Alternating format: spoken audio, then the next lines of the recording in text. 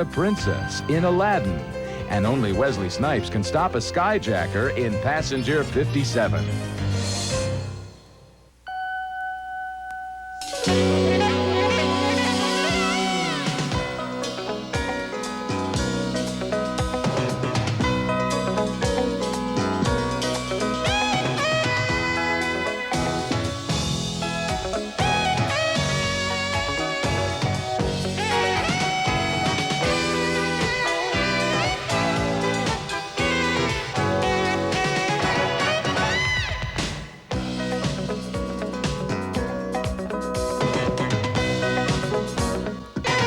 Everything you say sounds reasonable, but there's also a reasonable explanation for the opposite. Don't give me that. Not another word of that.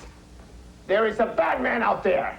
Andy Garcia plays a big city cop who moves to a small town but can't leave his intensity behind. And Jennifer 8, a thriller that's one of 5 new movies we'll be reviewing this week on Siskel and Ebert, including an action-adventure starring Wesley Snipes and also Disney's animated Aladdin.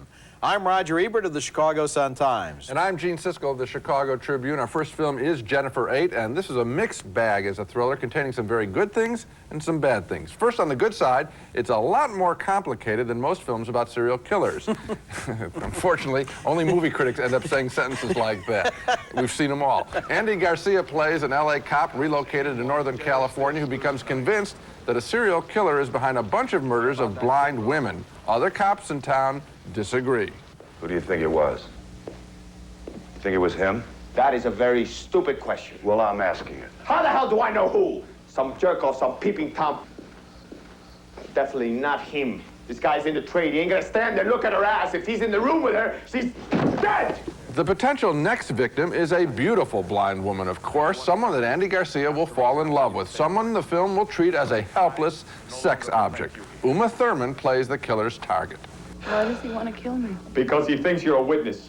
During the course of the convoluted story, Andy Garcia himself falls under suspicion as being a killer of his own partner, and it is a creepy FBI agent, played by John Malkovich, who interrogates him. Now, you realize you shot your partner. Oh, Susanna, how am I going to get out of this one? I know. The serial killer shot him.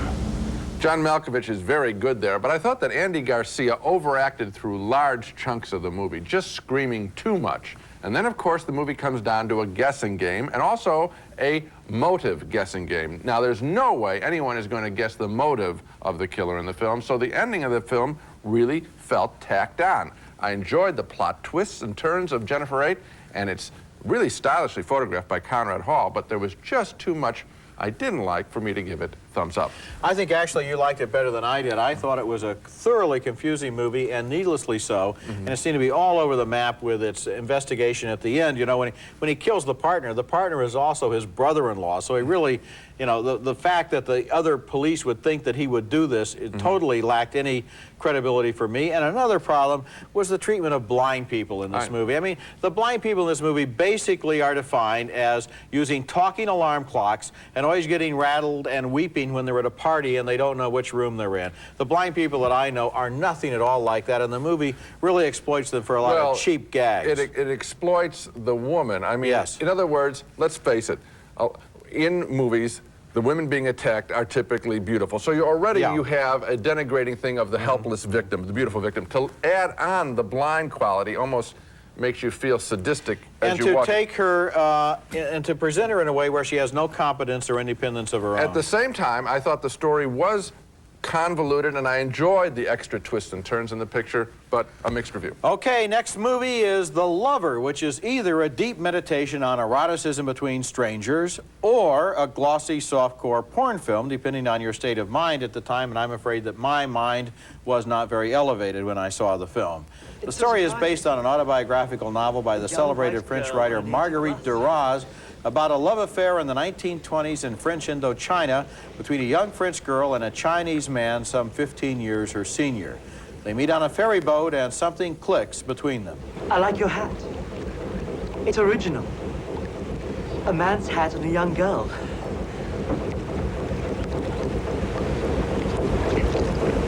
And you're pretty. You can do anything you like. Before long, they're lovers, meeting in an anonymous room in a neutral section of town. There have been some complaints from families. They say I'm a slut who goes to the shady part of town to have her body fondled by a Chinaman. It's nothing.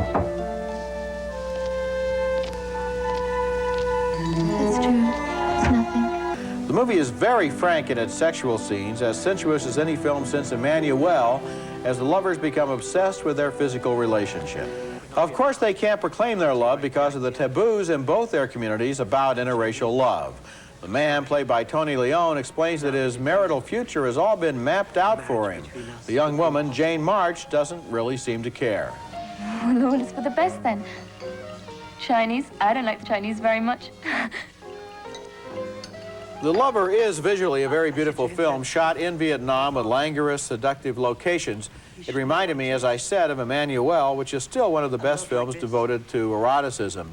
But The Lover wants to be more than a turn-on, and I don't think it succeeds. I guess maybe there's something French and uncompromising about a relationship that insists on existing only on one level, the physical level, but by the end of the movie, I felt claustrophobic because the story had explored such a small part of these two characters. Yeah, I had a similar reaction, which is I thought that the erotic scene so dominated the film that there was nothing else to it, really. And I didn't feel that they were risking that much. You know, the film that people might think of, in addition to Emmanuel, is Last Tango in Paris, where lovers get alone in a room. That's a much better film. Well, of course it is, and I'm going to explain why. There is, again, the same desire to be alone in the room and create your own world there. But there you felt that the Brando character, you knew him, first of all, and he was really at risk, really at risk, and really at the end of his rope, and there was some desperation. Here you really don't understand the motivations of the characters. There really are in a softcore film. At the end of the film, the young girl is going to go back to France as he's on the boat, and as it pulls out from the dock, she can see her Chinese lover pull up in his limousine and get out and stand and look at the boat leaving. And at that moment, which is the climax of the entire film, I didn't know what either one of those characters was thinking about the other one, and I don't think that they knew either. So no, I don't think it's on the probably page. Didn't matter. It's not on the page in the script of the film. Coming up next, the new Disney animated film Aladdin, the studio's first since Beauty and the Beast. And what better way to make your grand entrance on the streets of Agrabah than riding your very own brand new camel? Watch out, they spit. This is the new Nissan Altima. It can outslalom an Acura Legend L sedan. Wow. It has more freeway merging power than a Mercedes 190e 2.3. Wow. At 55 miles an hour, its cabin is quieter than a BMW 325i's. Wow. And it starts at $13,000. Wow. The new Nissan Altima. It's time to expect more from a car. Wow. Now, you can own the movie that critics hailed as 1991's crowning big screen achievement and the most marvelous animated movie since Snow White. Audiences everywhere called it an instant classic. It became the first animated film ever to receive an Oscar nomination for Best Picture. Beauty and the Beast. And now, you can own this award-winning movie on video cassette. Walt Disney's classic, Beauty and the Beast. Kids, you have something to say, and Kid Company is the place to say it. Kid Company, the radio talk show from a kid's point of view. Join Josh and the Kid Company gang each week for interviews, news, sports, trivia, prizes, and fun. By kids, for kids. So listen to us, and we'll definitely listen to you on Real Live Radio, Kid Company. Get tuned into Kid Company this Saturday at 5 on WBZ AM 1030. When the person who doctors the family gets a cough and cold, everyone suffers. Mom, someone took my sleeve. I ironed it myself. Time to doctor that cough with Robitussin, because more doctors and pharmacists recommend Robitussin than any other cough medicine. Look, Mom's feeling better. Uh-oh. Robitussin, recommended by Dr. Mom. Which Robitussin is right for you? Ask your doctor or pharmacist. And now there's Robitussin cough drops. Cough drops from the cough experts. Mr. Aladdin, sir, what will your pleasure be? Let me take your order, jot it down. You ain't never had a friend like me. That's Robin Williams, of course, as the voice and inspiration of the genie in the bottle in Aladdin, the new Disney animated extravaganza, and he's the real star of the movie. It's an extraordinary performance, the perfect melding, if you think about it, of a talent and an art form. Robin Williams really is an animated character in his ability to constantly change shape and character. He's the main reason for adults to see Aladdin. In fact, if the film were called Genie, I think it would be more truthful labeling. In the film, a princess is reminded by her father, the Sultan, that she must marry a prince within 3 days. I hate being forced into this. If I do marry, I want it to be for love. Meanwhile, a young man named Aladdin dreams of marrying the princess. He and his pet monkey have stumbled upon a magic lamp with almost disastrous results. No! You have touched the forbidden treasures. Now you shall never again see the light of day. Once the lamp is rubbed at the movie's 40-minute mark, Aladdin becomes a great entertainment. Here's Robin. 10,000 years will give you such a crick in the neck. Hang on a second. Whoa! Wow, does it feel good to be out of there? I'm telling you, nice to be back, ladies and gentlemen. Hi, where are you from? What's your name? Aladdin. Aladdin. Hello, Aladdin. Nice to have you on the show. Can we call you Al, or maybe just Din? Or how about Laddie? Sounds like, here, boy. Come on, Laddie. The film's bad guy is pretty good. Jafar is the Sultan's evil counselor, a would-be prince who himself wants to marry the princess. For now, he's stuck with a wisecracking parrot with a funny voice by comic Gilbert Gottfried. Marry the shrew. I become the Sultan. The idea has merit. Yes, merit, yes! And then we drop Papa-in-law and the little woman off a cliff. Yeah! Kersplat! How does Aladdin rank with Beauty and the Beast and The Little Mermaid? Not quite as good. The story is rougher, more oriented toward boys than girls. The songs are not classics. Lyricist Howard Ashman, who worked on all 3 films, died during the production. But on the positive side, Aladdin also takes greater risks. It isn't just built for kids. It does stretch the animated form, and I do recommend it highly. And I think that Robin Williams does deserve to become the first voice to be nominated for Best Supporting Actor. I'm pretty much in agreement with you. I didn't think it was up to the 2 previous films from Disney, but I did think it was good, and I do think that Robin Williams is terrific here. Yes. I wonder how much input he actually had in the animation process, because some of his bits of business and some of the moments when he imitates everyone from Ed Sullivan to Arsenio Hall are really funny. Very funny. And it's almost as if Williams must have been working at the script level with these people in order to develop this comic stuff. Yeah. So he's really good, but the movie is not quite up there with Mermaid and Beauty and the Beast. Well, I think it's because the boy is kind of lackluster, and you don't feel his drive is important. Yeah. And they kind of got split in terms of who's going to be the lead, the boy or the girl, and that doesn't hold together. Yeah. And then the problem is who can compete with Robin Williams. He just blows everyone out of the water. Walks away with the movie. When we come back, Wesley Snipes is Passenger 57, fighting a terrorist who captures an airplane. Gotta go, gotta go.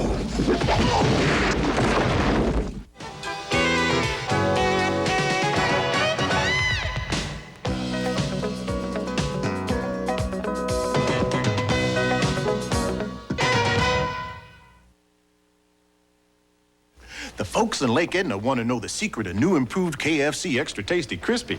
How chicken so crispy outside could be so tender and juicy inside. The secret is a special KFC process called double breading. Chicken and dip it in uniquely, not once, but twice, leaving the inside tender and juicy and the outside crispy and crunchy. Any questions? Hurry and try new improved Extra Tasty Crispy from KFC. At Frugal Fannies, we stock over 30,000 Better Label and designer coats and jackets at 30 to 50% off department store prices. You may be wondering how long we can go on like this. Well, you'll have to tune in tomorrow, and the next day, and the day after that, and, well, you get the picture. Frugal Fannies open Saturday 8 to 6, Sunday noon to 6 in Westwood, Reading, and Framingham. The Spagtacular Christmas toy sale this week at Spags. Save on Disney Classics plush from Mattel. Choose Beast or Pinocchio on sale now, just $13.95. Or this Play School Garage with remote control doors, just $42.95. Or radio control fire or police car, now $25.95. Spagtacular savings on this Kenner Easy Bake Oven, Speedy Make ice cream, or ice pop maker. Your choice, only $16.95. At Spags, you save money. On Sundays, too.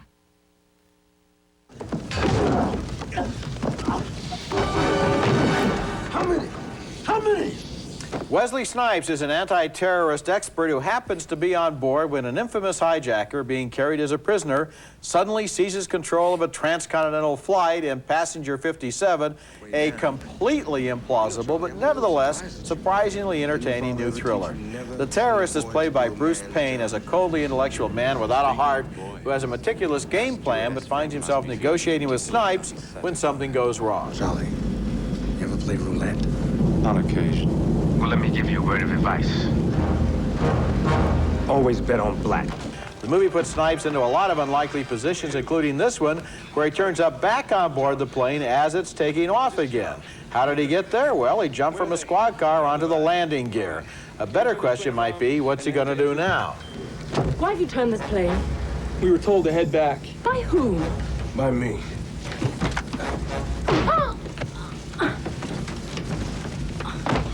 What a waste. Passenger 57 belongs to the same genre as Die Hard 2 and Under Siege. It's about a hero and his girl's sidekick battling an international terrorist for the lives of innocent human beings. It's not as good as those movies, and it is filled with holes big enough to fly a DC-10 through, but I must tell you that I enjoyed it. I liked its high energy level and the obvious enjoyment Snipes and the rest of the cast had with their melodramatic roles.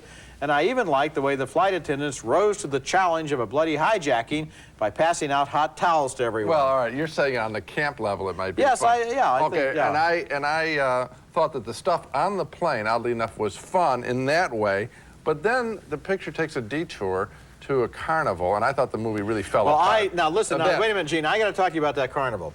Now, the plane is on the ground. Yeah. And the terrorist creates a diversion and then sneaks off the plane and runs across the field to the carnival, which is conveniently next door. Right. The police, of course, have not surrounded the plane, and nobody notices that the terrorist goes there. Right. Meanwhile, Wesley Snipes is inside the control tower, arrested by the police, but he knocks out two of them, fights free, steals a motorcycle, and races directly to the carnival. Now, how did he know the terrorist was there? I have no idea. My answer is he's seen other movies. He knows that you always go to the carnival because then you can have the shootout on the merry-go-round. That's where I thought the film really fell apart, and that's why I don't give it a positive review. At the camp level, some of the stuff on the plane is fun, but I don't think I would recommend the film. Coming up next, a movie about teenagers coming to grips with school, world events, and flirting. Look after Tandaway photos. We keep an eye on each other. So we hear. What makes the Budget Gourmet entrees so different? Things that make you go. It's a bold splash, a sweet sauté. It's all this and more for under $2. It's budget, it's gourmet, it's both. It's not spooky like Halloween, and unlike Thanksgiving, it's not a national holiday, but it falls right in between, an event so big it lasts 2 days. It's the Hallmark Christmas Open House, a great chance to find special offers on holiday gift wrap and Christmas cards. And whereas Halloween has its jack-o'-lantern and Thanksgiving its turkey, well, we have our Snowberry Bear for just $8.95. So mark your calendar, because on November 14th and 15th, there's no place like Hallmark.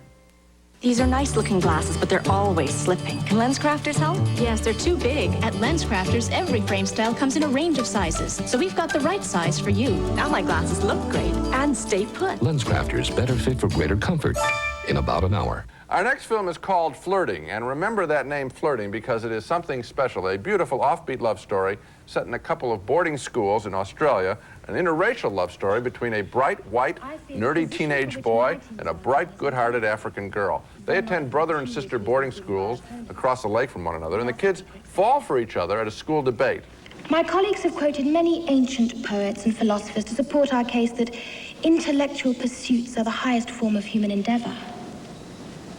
But most contemporary artists seem more interested in bodily functions. For example, I don't want you to toast my bread. I don't want you to make my bed. I don't want your money too. I just want to make love to you. Sandy Newton is the girl from Uganda, and Noah Taylor is the working-class boy. Their parents meet at a school concert as we see the wide world they represent. No simple caricatures of parents here, just decent people. The furthest I've been is New Guinea. My husband fought there during the war. He never talks about it, though. I'm not surprised. It must be hard for anyone else to understand how tough it was. That's true. Also appearing in the film is one big star, Nicole Kidman, Mrs. Tom Cruise to some people, as a stuck-up pretty girl who would like to enforce the school's rule about no fraternizing with the opposite sex, but actually, she admires the African girl's daring free spirit. Here's the risks. Flirting is nothing less than one of the best films I've seen this year, a film that deals honestly and humorously with the most difficult age of adolescence. It argues for courage, for intellectual as well as emotional honesty at a time when kids are conforming, really. The two young leads are perfect. In fact, everyone involved with Flirting, especially writer-director John Deegan, should be proud of themselves. I love this movie. I love this movie, too. It's also going to go on my list of one of the best films of the year. Oh, this good. is a wonderful, Yes, it is. magical, marvelous film. And every once in a while, you see a movie where you kind of forget it's a movie, and you lean forward a little bit in your seat, and you really, really care about what's going to happen to those people on the screen. You like them, you believe them, you understand them, you sympathize with them. I found this movie almost like a repudiation of most of the other movies I've seen recently because it was just so much better. Well, the thing where I relate to what you just said is that I did think, you know, I could watch these characters' lives in another whole movie right now. I wanted to see more of what's going to happen to them. The film has a Life Goes On ending, and I wanted to know where their lives goes on.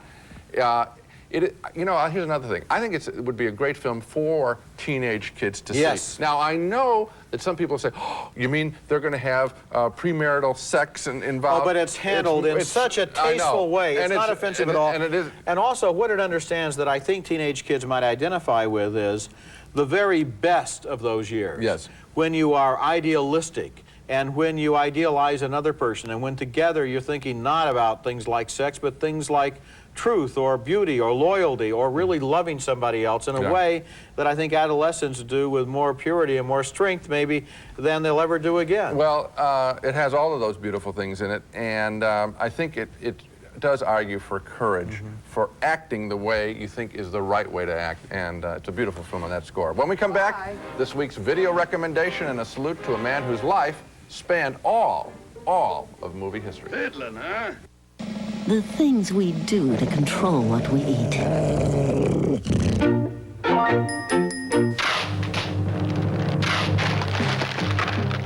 Now you can give in to your craving for snacks the smart way. Introducing Orville Redenbacher Smart Pop. Compared to potato chips, new Smart Pop has 80% less fat and a third fewer calories. So you can eat and eat and eat and not feel the least bit guilty. New Smart Pop. From Orville Redenbacher, of course. Of course. Let's not unpack. Do it tomorrow.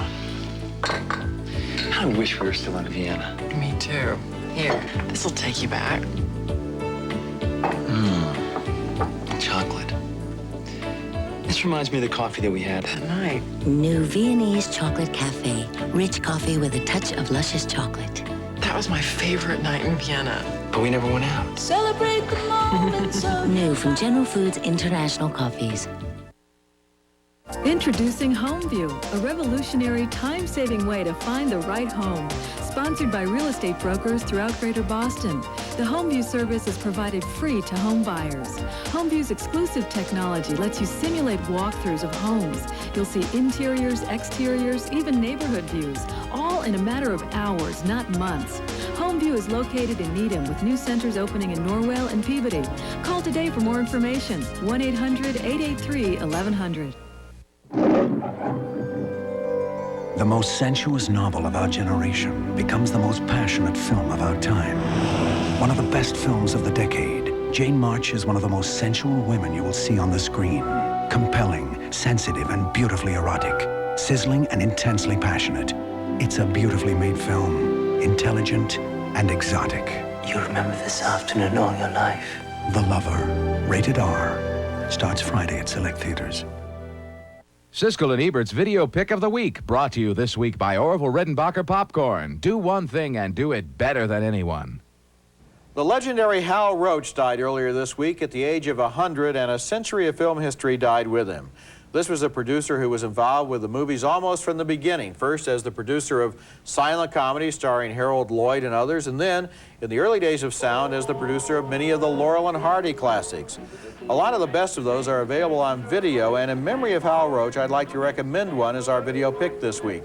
Way Out West, which Laurel and Hardy made in 1937, is a terrific film. Here they are doing their soft shoe vaudeville routine for the cameras.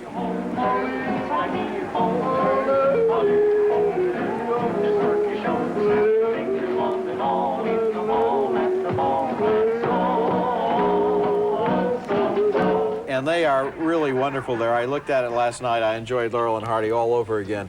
Hal Roach made a lot of other kinds of movies, including Topper in 1937 and the original screen version of Mice and Men in 1939. And he was active and interested in the movies right up until the moment of his death this week.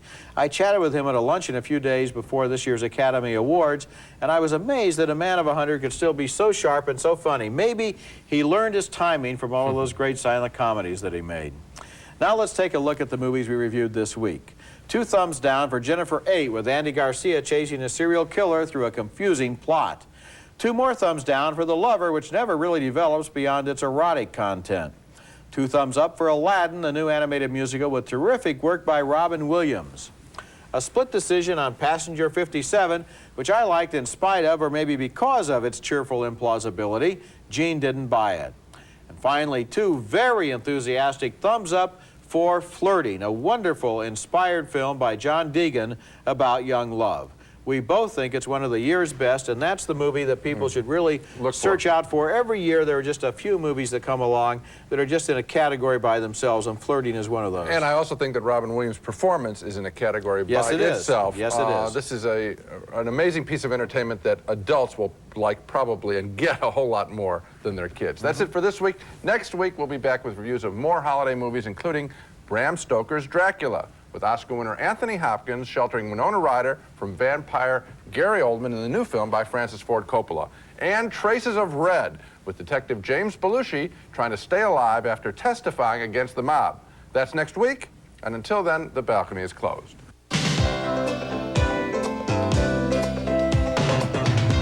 For the man who's good at making a woman feel great, Pierre Cardin, Man's Cologne.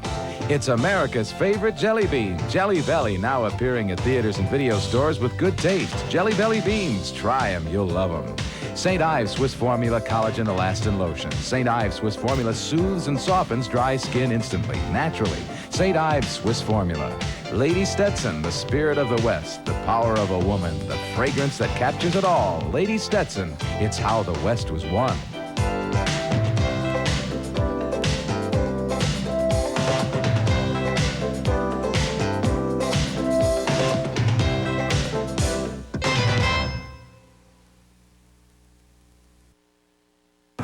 Scott, health reporter for WBZ TV4. Diabetes is a metabolism disorder that can lead to serious problems if not treated, and many people don't know they have it.